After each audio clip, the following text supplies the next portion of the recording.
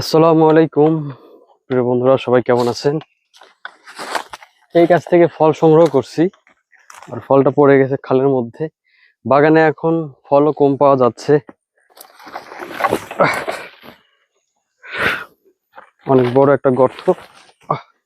এরকম গর্তের মধ্যে আপনারা একটু গর্তটা দেখেন। এই যে দেখতে পাচ্ছেন, বিশাল বড় একটা গর্ত। এই গর্তের মধ্যে দেখুন জঙ্গলে ভরা। তো এইসব গর্তের মধ্যে নামতে একটু ভয় লাগে, কারণ সাপ থাকে, আপনারা জানেন পাম বাগানে। তারপরে একটু দেখে শুনে নামতে হয়। এই পাম ফলটা আমি কেন উঠাচ্ছি জানেন? কারণ গাছটা হচ্ছে রাস্তার সাথে। আর এই ফলটা যদি এখানে না থাকে তাহলে কি হবে জানেন? সুপারভাইজার এখানে দেখবে যে ফলটা উঠাইছে কিনা। যদি না উঠায় থাকি, এইভাবে ফেলে রেখে চলে যায়, তাহলে আমাকে আবার ডেকে নিয়ে আসবে। আমি যদি অন্য জায়গায় কাজ করি, সেখান থেকে আমাকে নিয়ে আসবে, এই ফলটা আমাকে পরে উঠাইতে বলবে। কি দরকার আবার এখানে ঘুরে আসা? একটু কষ্ট হলেও ফলটা এখনই তোলা ভালো।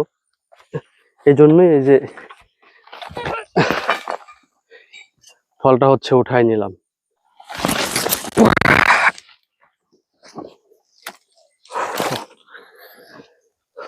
একটু চেষ্টা করলে আর পরিশ্রম করলে ভালো কিছুই হয়।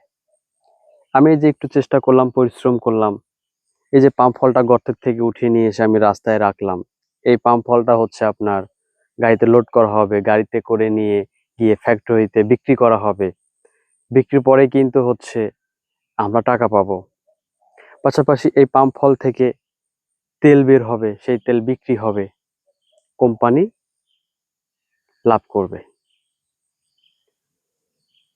ভিডিওটি আপনাদের কাছে কেমন লাগলো অবশ্যই কমেন্ট করে জানাবেন। আসসালামু আলাইকুম।